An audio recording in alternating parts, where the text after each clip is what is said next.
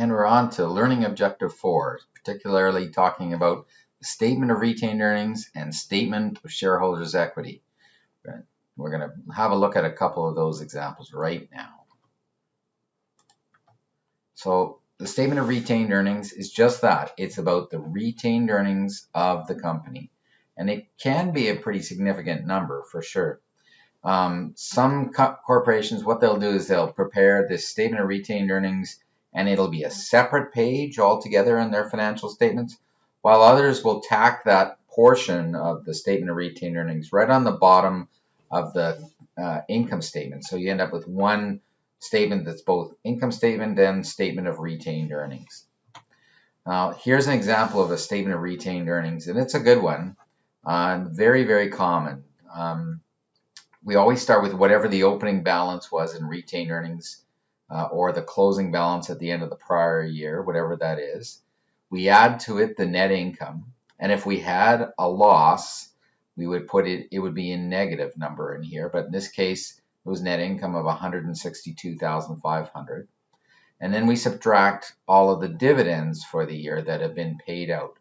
So we end up reducing retained earnings for any dividends that are paid preferred or common.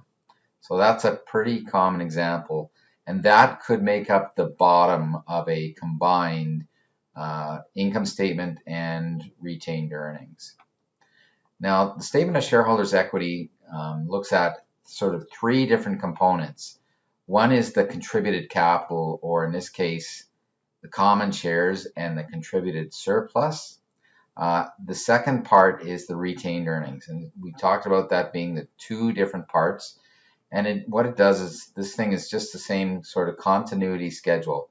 It says what was the balance at the end of last year, what are the pluses or minuses in between that have happened, and what's the ending balance at the end of this year. And you'll see in this retained earnings, it's exactly the same sort of numbers we saw on the statement of retained earnings. So we saw whatever the opening balance was, whatever the net income was, less the cash dividends to get to the ending balance. In this case, there was a repurchase of common shares, which resulted in a positive amount or an increase in retained earnings. And then in common shares, this just shows you the transactions during the year in terms of the number of the value of the common shares that have been issued, what the price was, whether we issued them or we repurchased them. So we always have this continuity schedule of exactly what's gone on through this shareholders' equity section, and it ends up with this total column over on the side here. Now, there can be restrictions for sure on retained earnings. Certain corporations will actually, through their articles of incorporation, they'll specifically identify certain amounts of their retained earnings that will be allocated maybe for future dividends, maybe it's for some sort of appropriation that they feel they need. In other words, maybe they're going to build a great big utility system for their business, or they're going to build a big operating or manufacturing plant. All of those sort of things are stuff that you can voluntarily put retained earnings aside for. And I'd say that's a little remote. It doesn't happen very often, but just know that those are things that can happen. Now we're on to learning objective 5 and talking about errors and changes in accounting policy and circumstances, and just how you report those things. And really those three things, errors, changes in accounting policy and circumstances, are treated in very specific ways, because there are ways that can influence the income of a company. So if we have an error in a prior year, so we could have an error just in assessing our inventory numbers, and we're going to see that here in a moment. But if we've got some sort of an error that has occurred in the past, well, rather than just adjusting it this year, what we do is we go back, or we treat it retrospectively, retro meaning backwards, and we go back and we adjust the prior period. So, and what we end up doing is we end up showing on the statement of retained earnings the impact on the prior year's numbers. And I'll show you that in just a minute. We do the same thing for a change in accounting policy. So if our policy is to capitalize a certain amount of certain dollar value of property, plant, and equipment.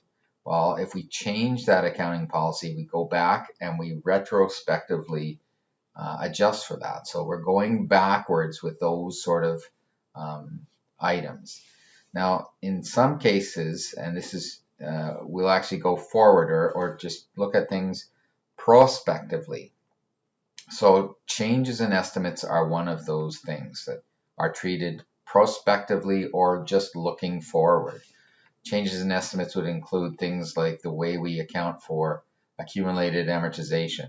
It's an estimate of the depreciation or amortization of the value of the asset. So that's an example of an estimate. We wouldn't go back and change numbers in the past.